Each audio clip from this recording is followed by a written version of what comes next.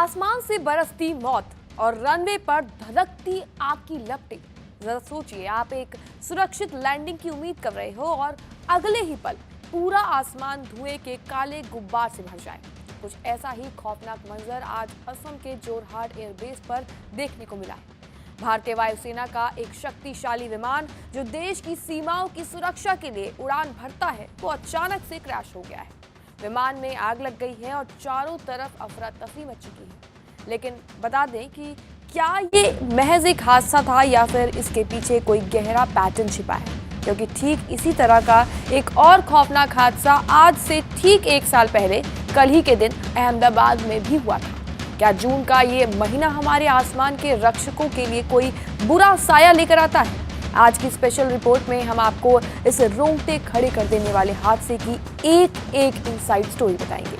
नमस्कार, मेरा नाम है कनिष्का और आप देख रहे हैं। सबसे पहले पूरी कहानी को सिलसिलेवार तरीके से समझते हैं। दरअसल बता दें कि असम का जोरहाट एयरफोर्स स्टेशन, जो सामरिक दृष्टिकोण से बेहद ज्यादा सेंसिटिव और महत्वपूर्ण माना जाता है, रोजाना की तरह यहाँ भी रूटीन ऑपरेशंस चल रहे थे। भारतीय वायुसेना का भरोसेमंद मालवाहक विमान AN-32 अपनी उड़ान पर था।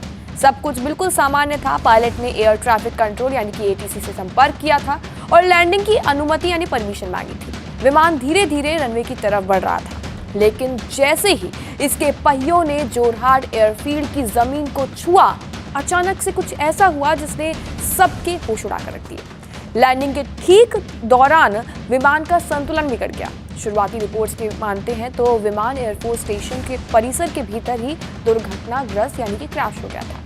क्रैश होते ही विमान के फ्यूल टैंक में भीषण ब्लास्ट हुआ और देखते ही ये विमान आग के गोले में तब्दील हो गया।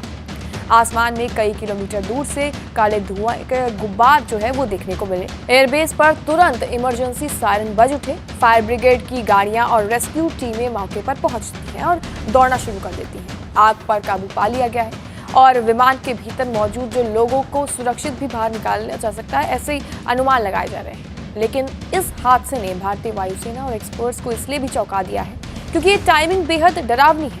ठीक पिछले साल कल ही के दिन अहमदाबाद के पास भी एक ऐसा ही दर्दनाक विमान हादसा हुआ था।